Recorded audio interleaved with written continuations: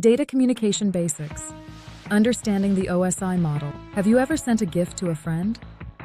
Imagine the steps involved. First, you write a heartfelt message. Then, you pack the gift carefully in a box. Next, you write the delivery address. Finally, you hand it over to the delivery truck. Now imagine this. Now, let's relate this process to data traveling across a network. That's exactly what the OSI model does. The OSI model stands for Open Systems Interconnection Model. It explains how data moves from one place to another in a structured way. Think of the OSI model as a system of 7 layers. Each layer represents a different part of the journey. It explains how data moves from one place to another in a structured way.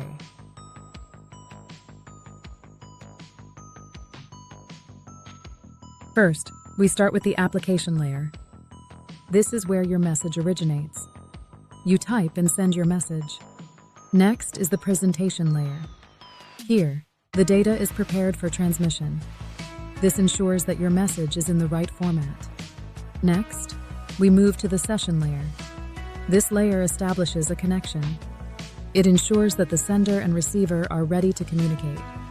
Then comes the transport layer. This is like the packing. It divides the data into smaller packets for easier delivery. After that, we have the network layer. This layer determines the best path for sending the data. It's like putting the correct address on your gift. Next is the data link layer. This layer ensures that the packets are transmitted without errors. It's the delivery truck making sure everything is secure. Finally, we reach the physical layer.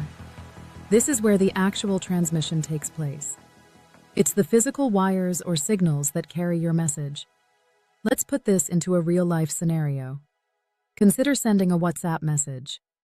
You type your message and hit send. Your message travels through multiple layers, just like our gift journey.